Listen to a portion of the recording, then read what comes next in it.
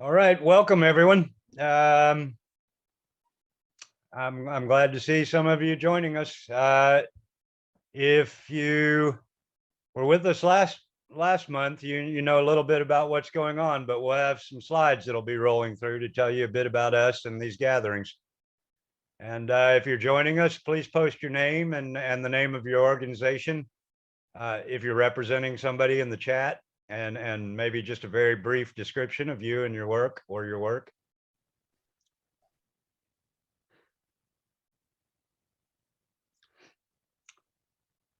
Welcome. If you're joining us, we'll be starting in a moment, but if you're just coming in, you'll please post your name and the name of your organization, if any, in the chat, and a little bit about you or your work. We will be posting all of this later, so it's important to have your name and your information in there, and we can all connect outside of the meetings.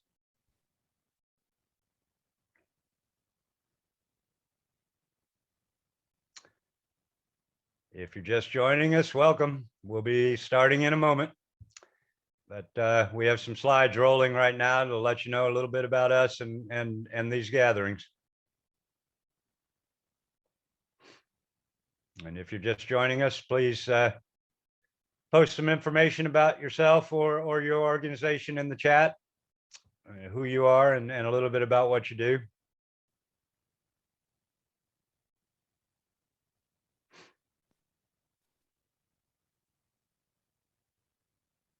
And as always, you can visit louisianafolklore.org to learn some more about us.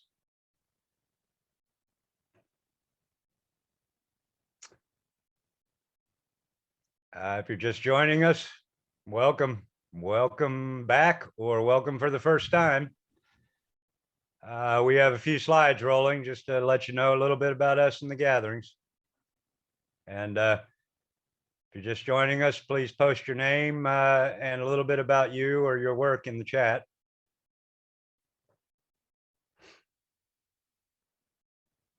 We'll be getting started in a moment.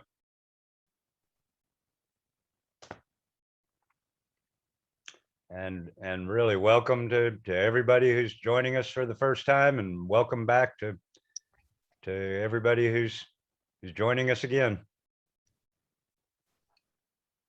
All right, we'll be getting started in a moment, but if you are just joining us, please post your name and a little bit about you and your work in the chat. I think we'll go ahead and get things rolling. Hello, everyone, and welcome to our second Bayou Culture Gathering. My name is Jonathan Foray. I'm the Executive Director for the South Louisiana Wetlands Discovery Center and a member of the Bayou Culture Collaborative Management Team. Our primary goal with this series of discussions is to connect people who are concerned with the cultures of Southern Louisiana in light of the challenges that we face as a coastal community. While we feature guest speakers every month, this isn't just a typical speaker series. We're here to explore the challenges we face and work to come up with some strategies to address those challenges. In fact, due to our discussion at last month's gathering, we're already getting working groups together to explore a few topics in detail. And while we're waiting for others to join us, I'd like to introduce you all to a recurring feature of our program. Given the mission of the VCC, we feel it's important to spotlight a local artist or tradition bearer each month. And this month's featured artist is Miss Janie Lester. Miss Janie is a master palmetto basket weaver from Bayou du Large in Terrebonne Parish and a cultural preservationist of the Yainaihoma Nation, working to revive lost basket weaving techniques.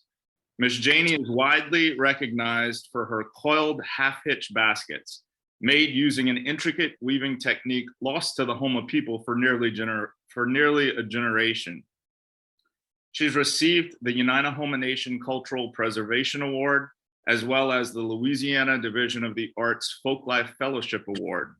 In 2011, she was inducted into the Louisiana Hall of Master Folk Artists, and in 2019, she was presented the Lieutenant Governor's Tradition Bearer Award at the Rougarou Fest. In addition to baskets, she makes dolls from cured Spanish moss and jewelry and home decor using dried diamond-shaped scales of alligator gorefish.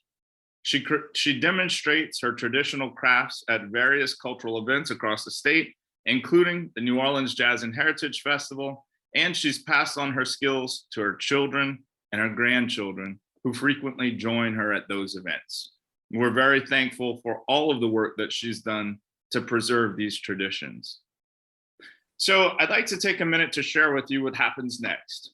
In a moment, we'll be hearing from Dr. Craig Colton. Then we'll have a breakout session to discuss this month's deep question. And then after we share a bit from those discussions, we'll have a final breakout session to organize our working groups for those folks that would like to become more involved in a particular topic. We'll then wrap things up with an informal sharing session where we encourage everyone to join the discussion. Now, before I turn things over to Mike, I'd like to take a moment to recognize our partners and funders.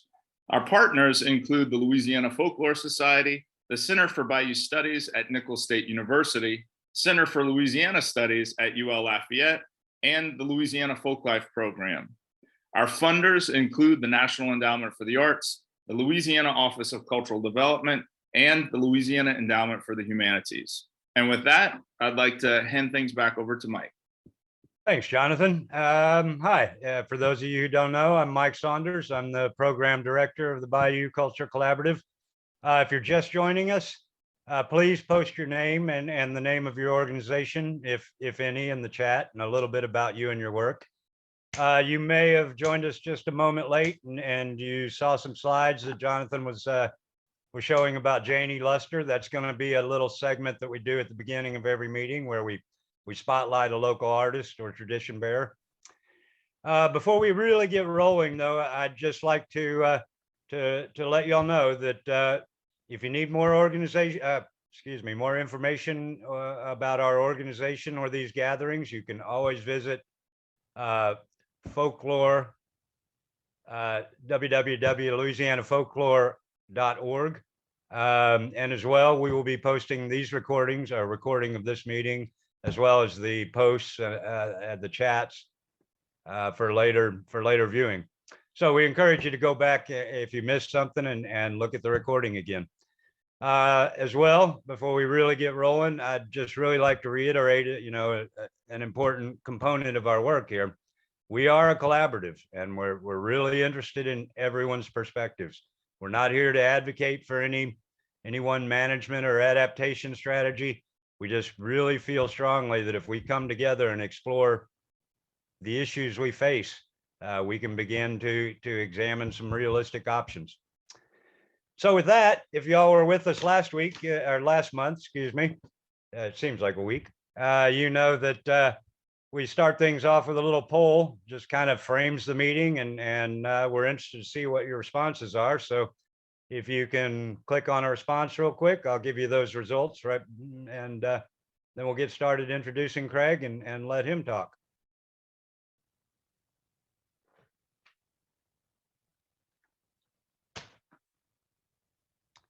I see some interesting results coming in.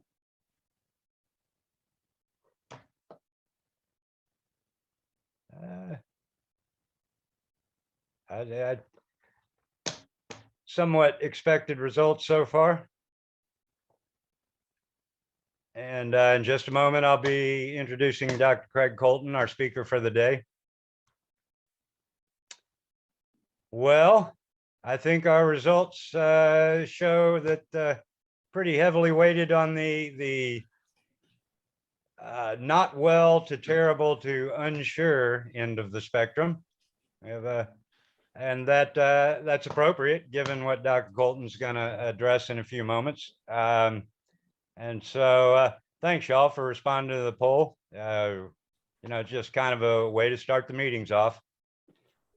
So let's roll right into Dr. Colton's talk.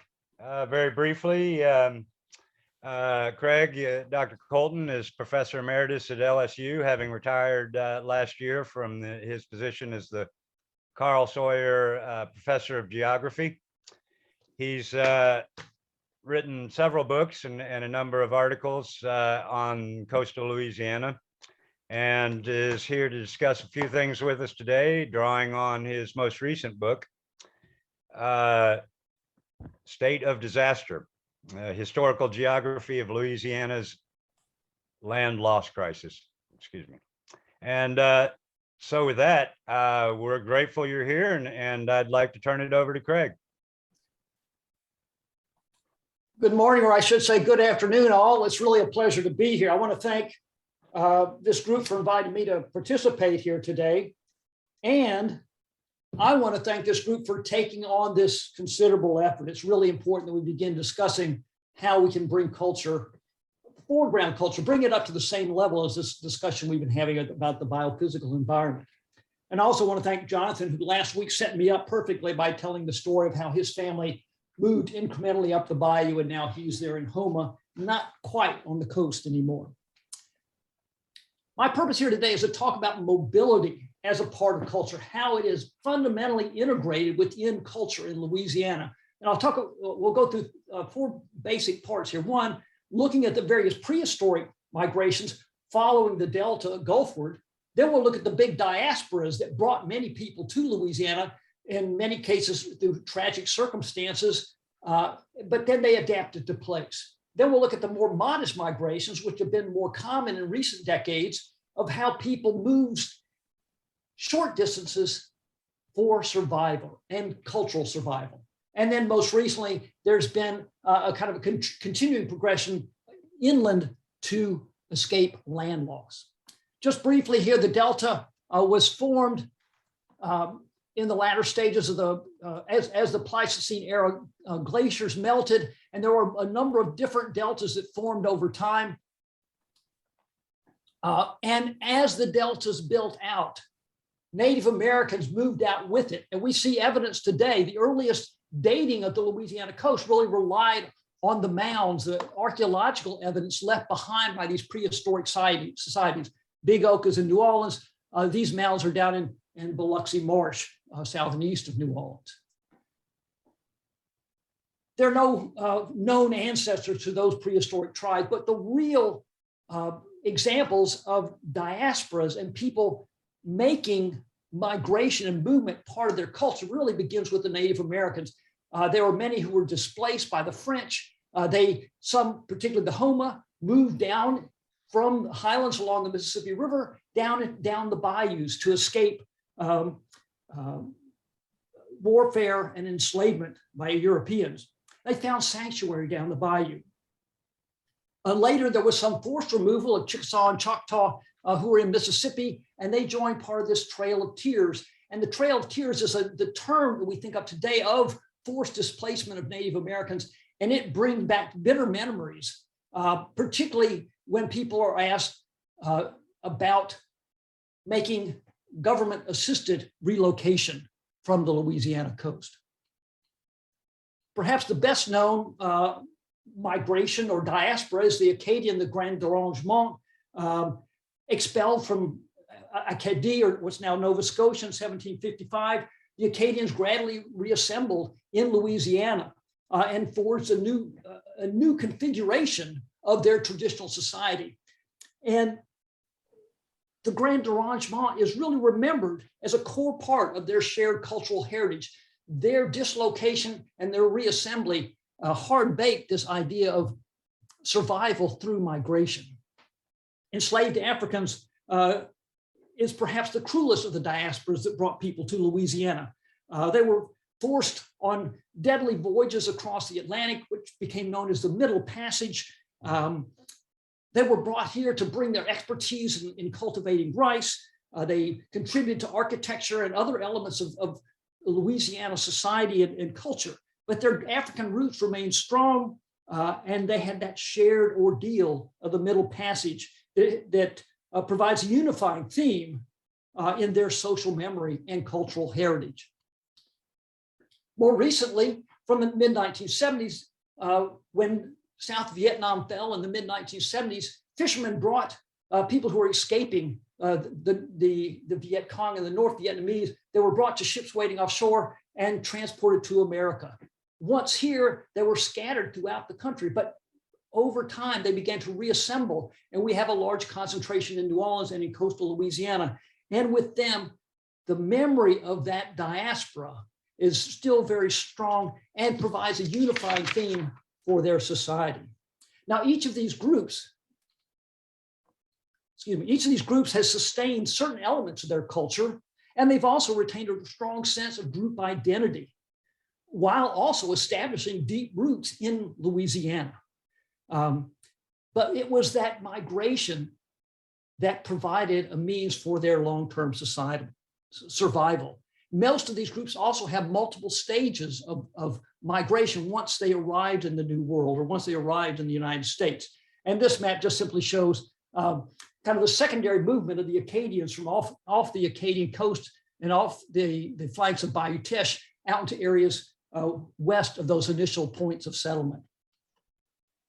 There's also been this next phase. I want to talk about these incremental or smaller scale movements, not the grand diasporas. Once people were here, what did they do and how did they move to survive? And the first is a very simple one. It's only a migration of 4, 5, 10 feet, but it's vertical elevation, moving the floor of the house several feet up to help the family escape flooding.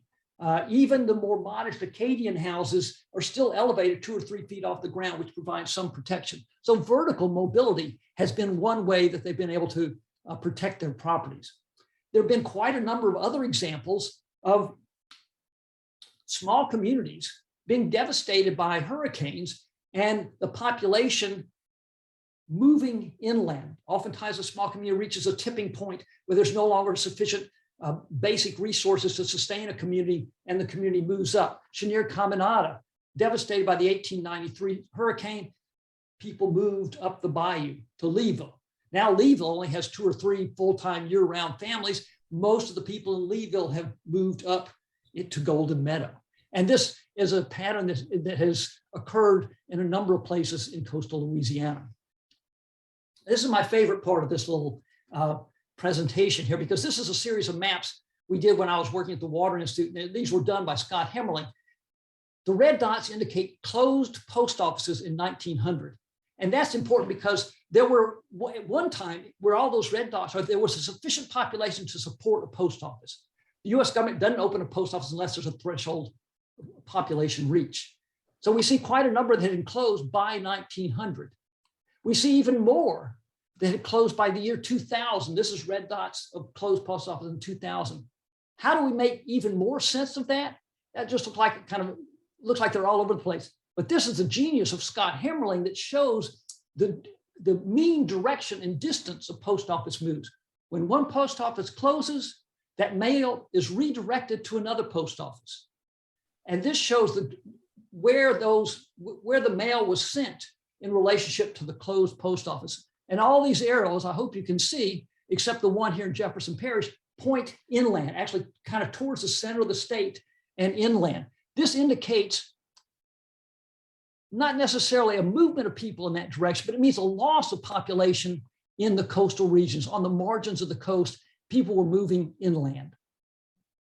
We've seen other movements that were not so gradual or small scale. This map shows large numbers of people leaving Plaquemines and Orleans Parish and Cameron Parish in the time period between 2000 and 2010.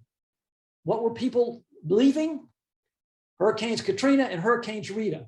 New Orleans lost about 20% of its population and still is only, has not regained that population yet.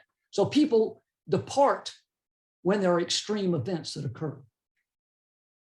Those people weren't necessarily fleeing to Nebraska or Oklahoma, but many of them moved to other places within the state. And we've all heard the stories about the Isleños in St. Bernard Parish repopulating Tangipahoa Parish. This map shows how population was greatly concentrated around New Orleans in 1980, the map on the left.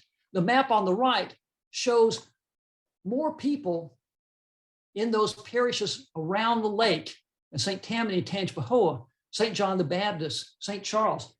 People were fleeing the city and reestablishing themselves not too far away, within striking distance, within community distance in many cases, but they were moving towards safety, moving to higher ground almost without fail. In addition to this set of maps that exemplify the sort of movement that's been going on for a long time in Louisiana, my students and I, since around 2008, have done a series of studies looking at community resilience. That is, how do communities and families rebound after a devastating event, whether it be an oil spill or a hurricane or an economic catastrophe of some sort.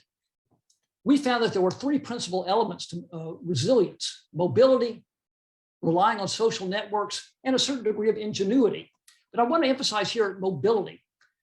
In every case that we looked at, people moved to find a safe place, maybe just a few miles up the bayou, maybe long distances, but mobility is a fundamental part of how Louisiana residents in the coast have adapted to extreme situations and environmental change and disasters. It has enabled survival, and that's really the bottom line here. Now, finally, to the master plan. Louisiana, for those of you not from this area, Louisiana has been losing ground. It's been losing land. We began seriously mapping this as in the mid-1950s, and this map shows these shaded areas on the Louisiana coast. This is the Mississippi Delta here.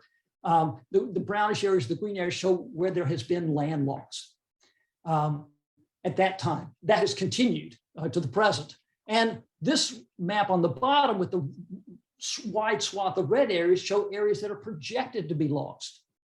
In response to this decades-long, half a 70-year process of mapping land loss and projecting now what land we will continue to lose, the state has created a special agency that was formed just after Katrina called the Coastal Protection and Restoration Authority.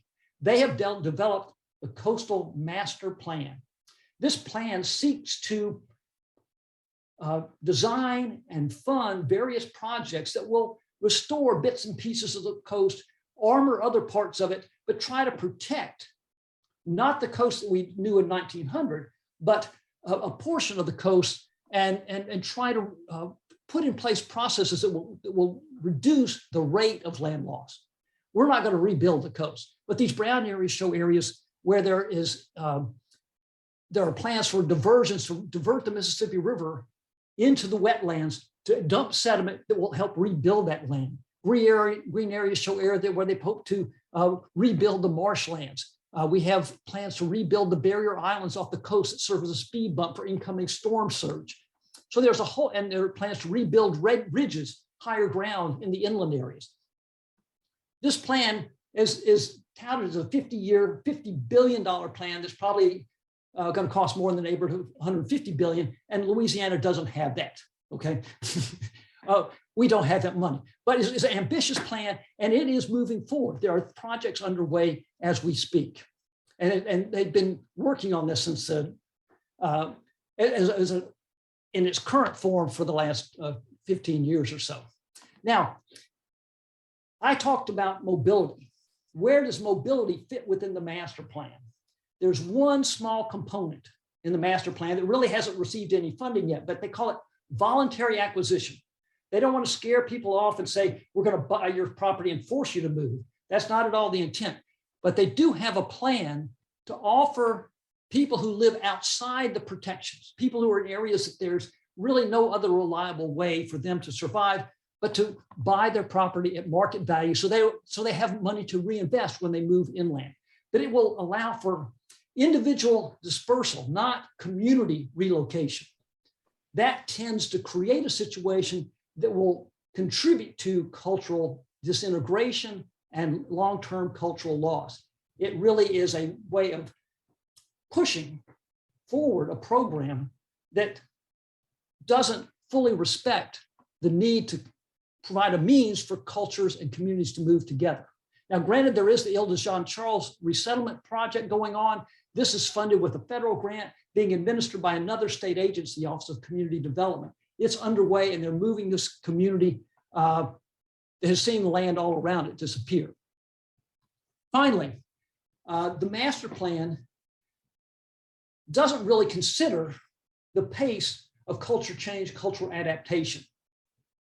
They've studied every aspect of biological and biophysical change as they may prepare their plans, but they've really not done a comparable set of investigations to look at how human society changes. And the master plan, its most recent edition, said that the worst land loss will really begin increasing in the next 20 years. And I guess we've heard reports here in the last couple of days of the current estimates are probably inadequate. But saying that, and they said that the worst will come in 20 years, and that assumes people will have time to make changes to adapt.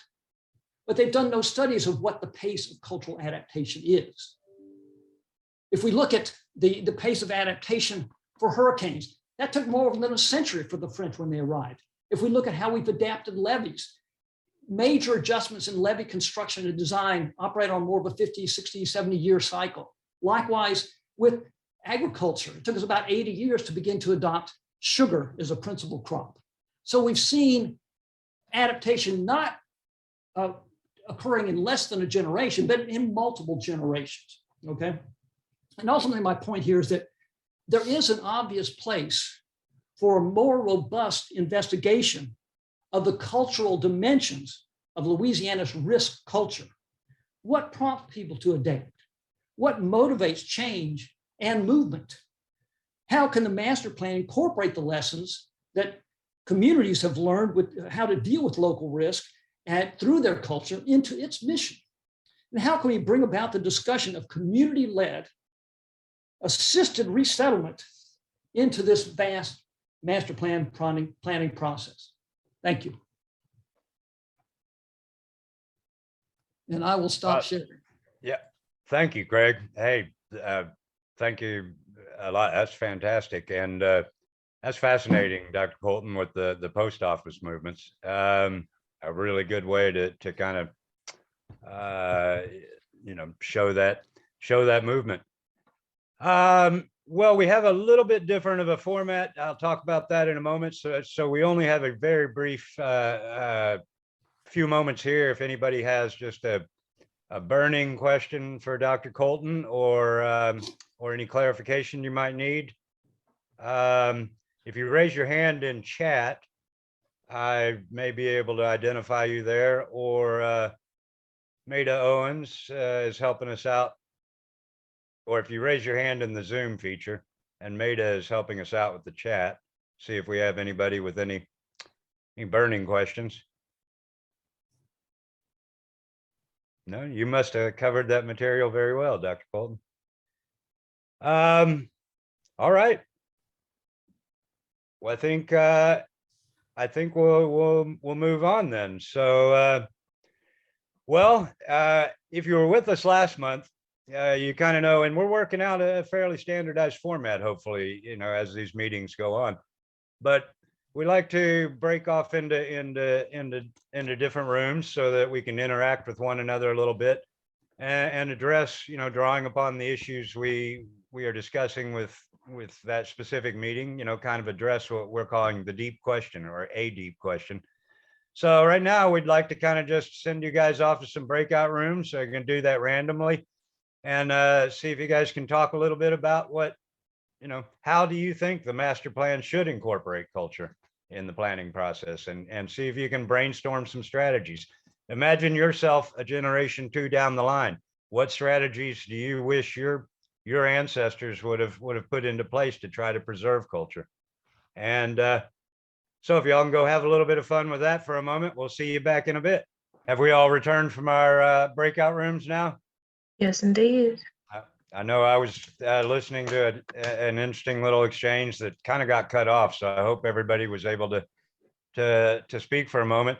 If someone from each of your rooms would mind just posting a quick little summary in the chat so we can have that information kind of archived and documented, that would be fantastic.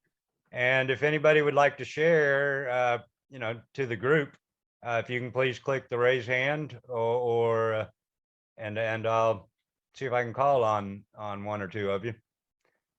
But I know the breakout room I was in, they were just getting into a conversation there. And so I hope these breakout rooms kind of, are a catalyst for further conversations, I think is one of our real objectives with these. And so I was glad to hear some conversation going on in the meeting, the room I was in. Now we're seeing a few things in chat. Oh, Jonathan, would you like to go ahead and?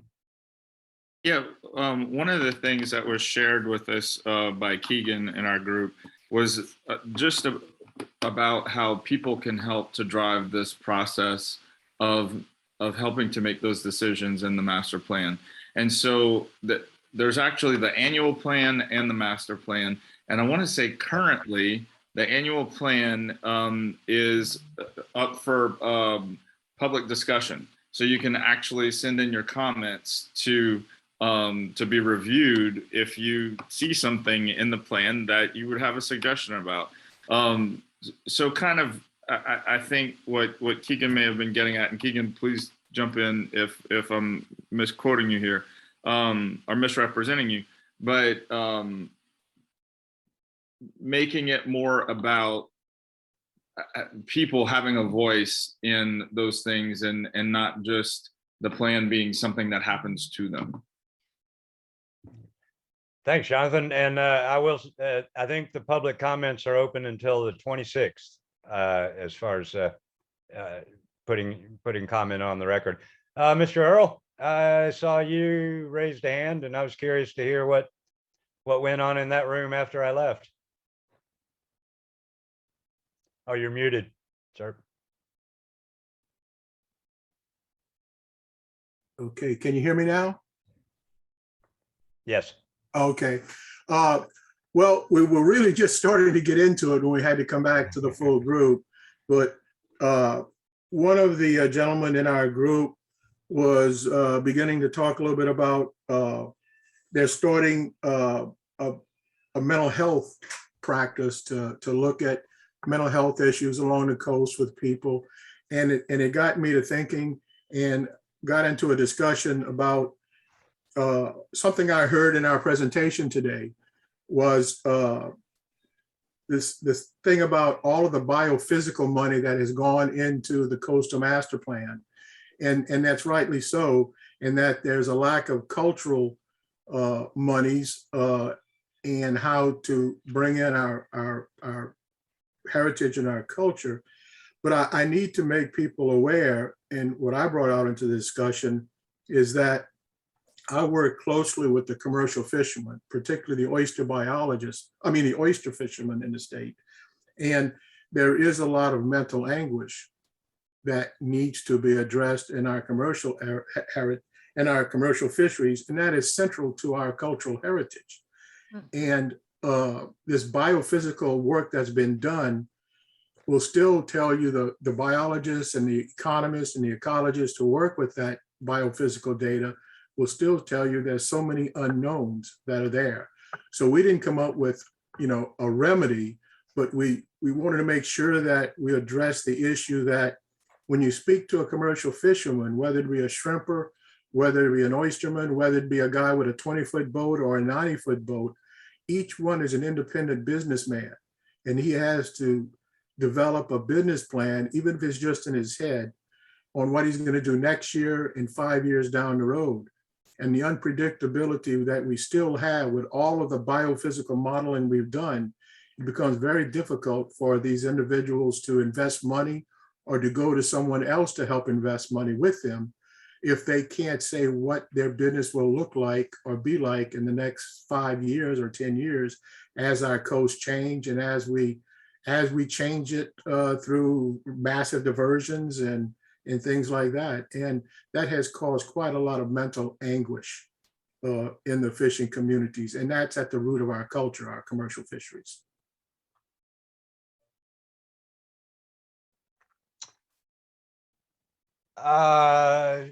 Christy Landry, I think we have just one moment more, although I see in the chat a comment. But Christy, if you have something.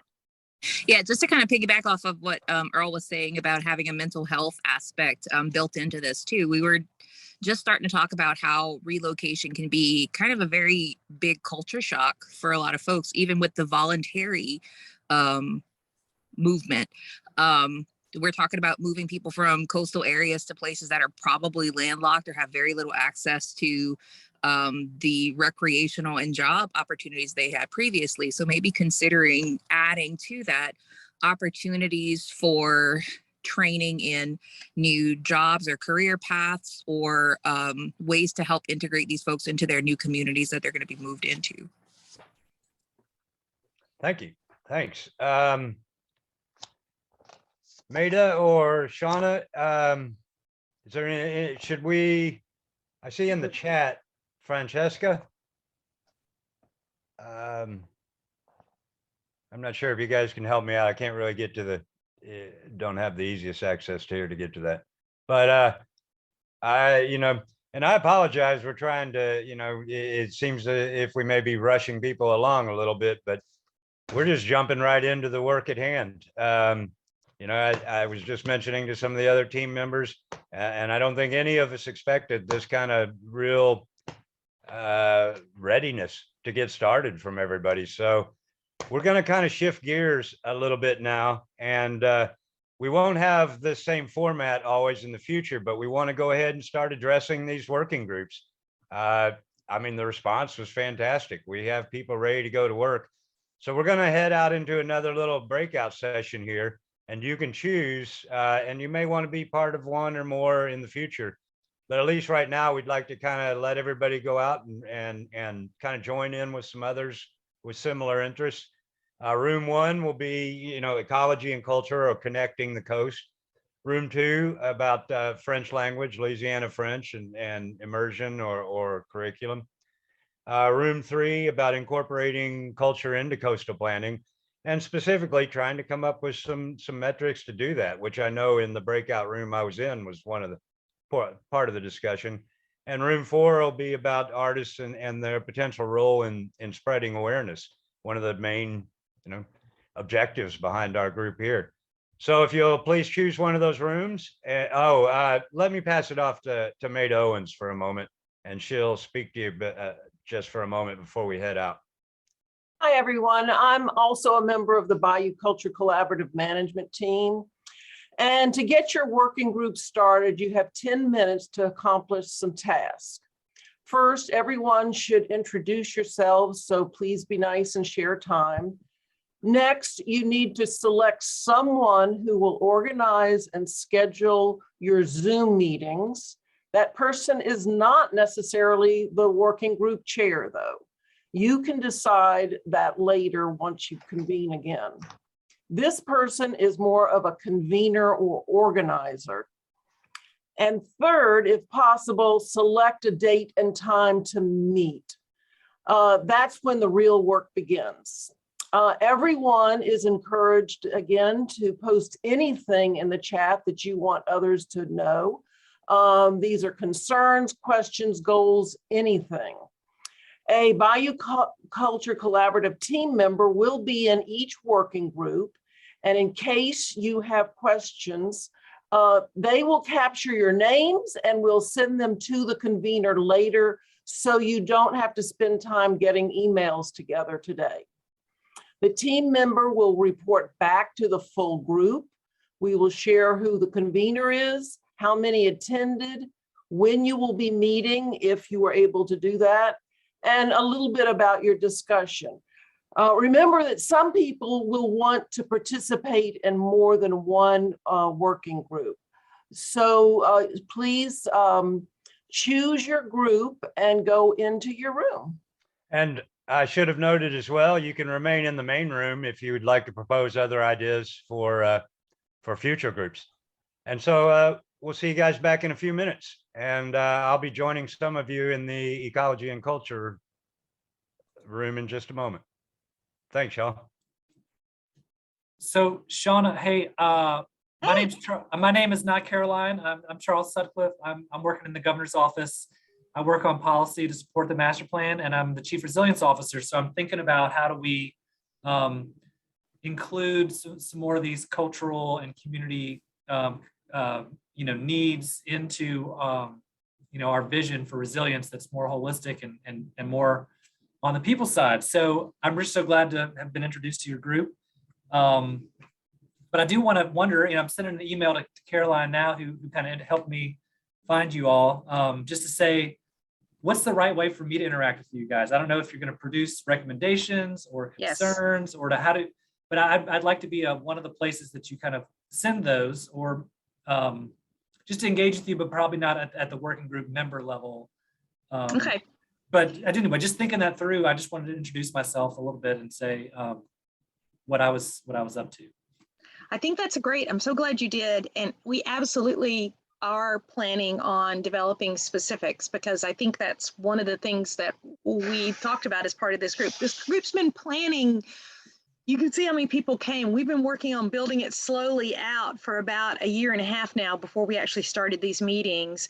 And so we have some specific things we're going to do. One is we want to create sort of a network of artists who are able to address coastal land loss and what that means and what kind of impacts that has on people, and figure out ways to communicate that.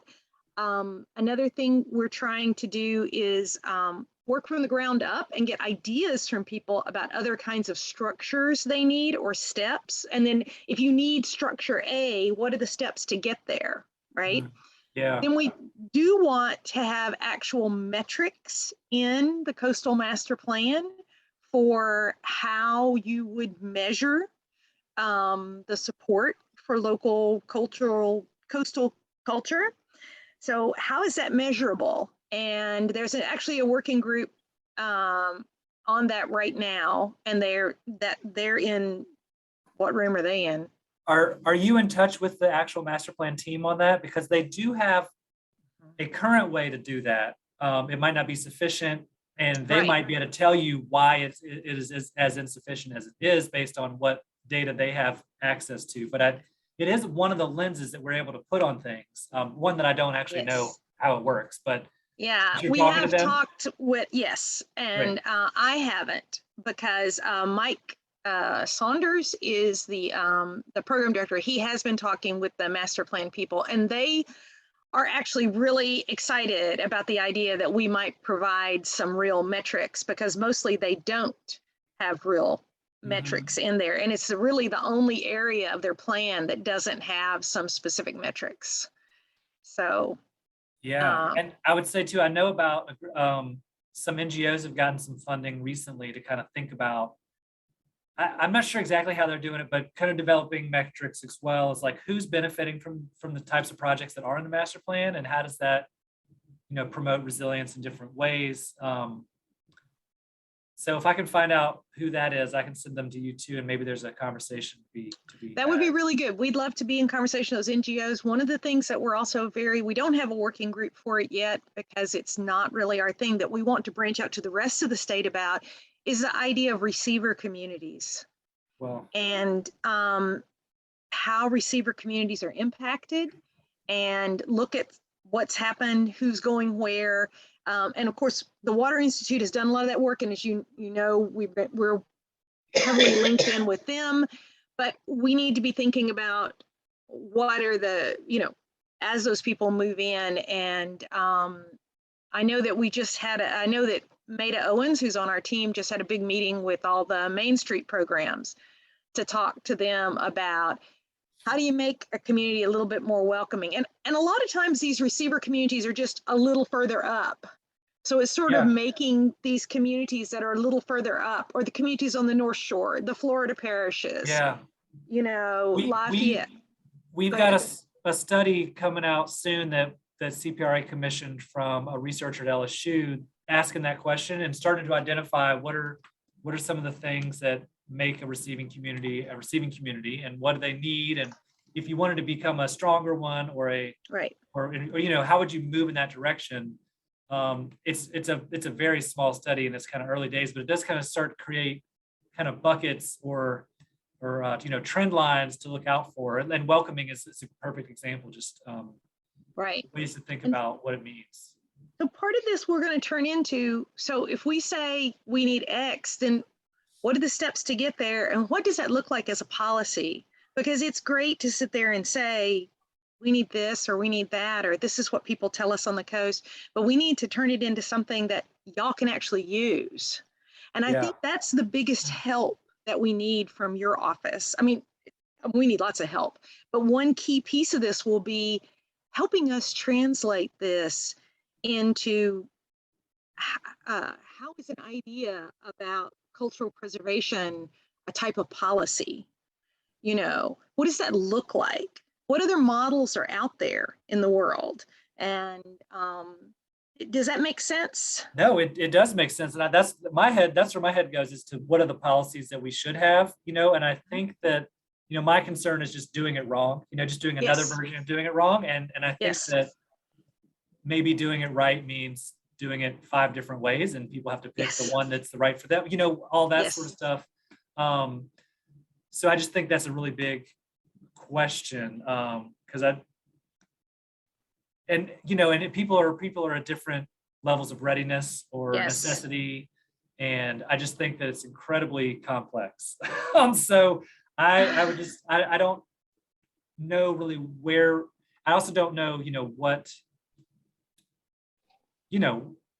let's say there, we wanted a standing fund for community relocation, the communities kind of come to and get, like kind of Builder John Charles type situations, like we were ready, we want to do this.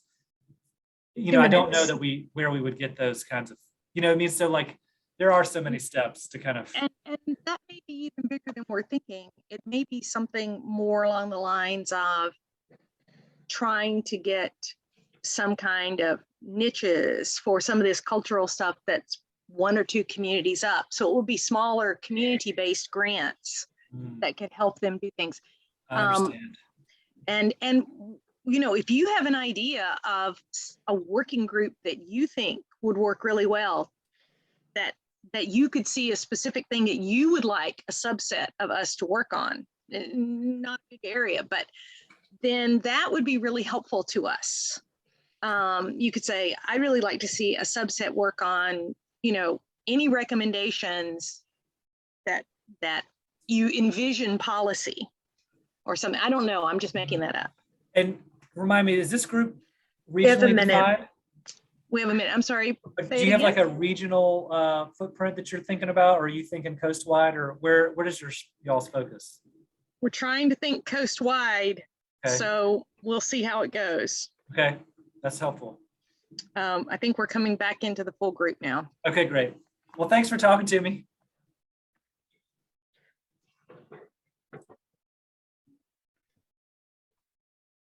Thirty This seconds. print screen thing is fantastic, Gabby. This is, I'm going to use this in all kinds of things. Let's see if I can get it to work again there. Yeah, perfect. So I've got a screenshot of everybody in the room, and I've got a screenshot of that list that's up there right now. Perfect. In seconds. 2 seconds.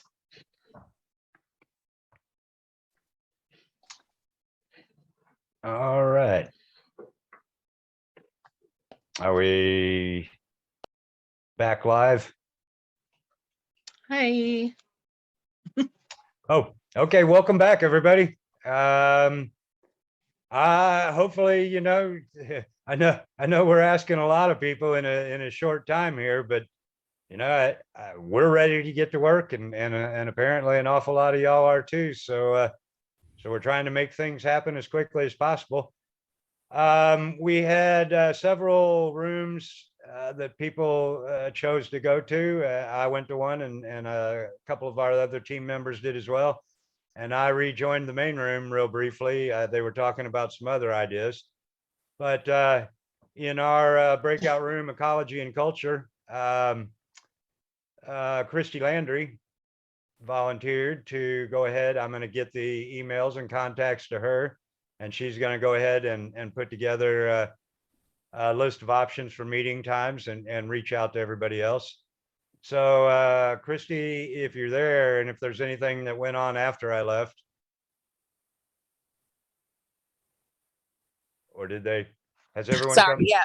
We talked about having our first meeting in about 2 weeks, and we're going to send out a doodle poll to get the best time for that. Perfect. And thanks a lot, Christy. And thanks to everybody in that group. I really, really can't express enough how happy I am with the level of participation. Gary? Y'all Yeah, had I was in number 3. That was the Culture and the Coastal Master Plan group, and Theo Hilton from Tulane volunteered to be our convener. And I think maybe he'll send out a doodle poll soon about that. We had some good discussion about ways to take in ideas from the folks that are on the coast, like the Pointe-au-Chien tribe and other tribes that are right next to the coast, as well as ideas about, you know, either thinking about ways to modify the coastal master plan or maybe do something outside of the coastal master plan in order to get this right. But that was a pretty big group, and it would be hard to represent everybody's thoughts. Thanks to Theo Hilton for volunteering to be our convener. all right. Sabrina?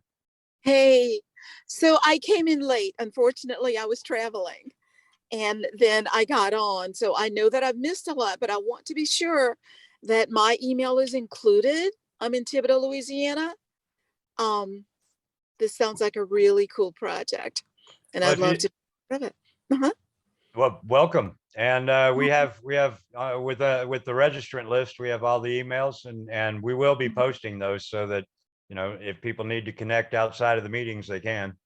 Awesome. Thank you. And let's see, we had is Maida back with us? Did Maida join one of the breakout rooms? Yes, sorry, I was muted. Yes, we had 15 people in the artist group, and Kezia Setyanwan, I believe I'm pronouncing that correctly. I apologize if I'm not. She volunteered to be the organizer, and we did not get to discussing a date, but we will do that through a doodle poll, you know, in the future. Yeah, I'll set up a doodle poll. That's fine. Yeah, we can do that. We had a really good discussion. We got through introductions. We learned that 10 minutes is hard to introduce 15 people. And so I'm sure that was even more challenging with some of the larger groups. I would like to point out that if you want to be notified about other groups other than the one you attended, just put in the chat. And we will add your name to their that working group too. All right, and real briefly, I should also note that, you know, they're kind of running through this format a little bit, but what we like to do in our, if you were with us last month, what we are hoping to do each time is in the formal part of these meetings with a hope for the coast, as we did last time.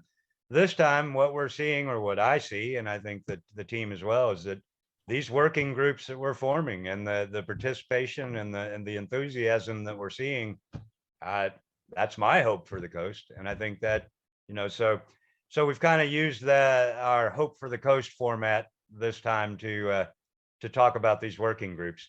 But it is, I find it very hopeful. And on that note, Mr. Jonathan, you were with one of the. Yeah, I want to report out on the Louisiana French group. And I realized, and Keegan and Jeannie can attest to this, that I'm really horrible at time management when it comes to these groups, because we barely got through introducing each other. So I agree with Maida that we might need a little bit more time for that. But David Shermy is going to be our convener, and we're going to compile those email addresses and probably do a doodle poll to see when everybody can come together for our first meeting on that. All right. Well, and we have one from the main room. Oh. We're going to have one new working group. We'll have to send out an invitation to people if they want to join us. I cannot find who I was talking to, but anyway, we had a representative from the governor's office here, and he was asking us to think in terms of taking the work of the working group and thinking about specific policy and what kinds of policy we would need. And so I told them we would work on making sure that there was a working group that reported back to the governor's office to let them know and to keep them in the loop. All right. I sure hope that, that we're at least really getting rolling here. I think I saw in our group there was some enthusiasm. And so, again, I am so grateful for all the enthusiasm and participation that you guys are offering. And I know that I'll be reaching out to the people in the ecology and culture group, and Christy Landry is going to help us out there. And I hope that the rest of you have some luck and time getting together and working together. And with that, we have ended the formal part of our meeting. I'd just like to get everybody excited about next month. We're going to have Monique Berdan. She's a multimedia installation artist, photographer, filmmaker, United Home and Nation member who resides in St. Bernard. And she is going to give us an exciting talk about her work. I think maybe you can kind of see our vision for this, to really focus on the arts and the sciences as, the complementary things that they are. So please join us next month, March 25th. I'd also like to let everybody know that the Louisiana Folklore Society annual meeting is in Breaux Bridge, April 1st and 2nd. So you could attend there or virtually as well. Visit louisianafolklore.org to find out more about that. And with that, I would oh yes, with that, I would like to tell everybody, let everybody know I'm always available. You can reach me at saundersbcc@gmail with any concerns, interests, questions. As well, you can follow us on Facebook, Instagram, and Twitter, or as I've noted before, louisianafolklore.org to sign up for our mailing list. But reach out to me anytime, and I look forward to hearing from anybody that would like to talk more. With that, we will move on to, I hope a lot of you have stuck around. I know last month we had a great talk afterwards. So we're now ending the formal part of the meeting, and hopefully a few of you have some time to stick around and we'll talk a bit more. Thank you so much for those of you who are leaving. Again, I am so appreciative of your attendance and your time.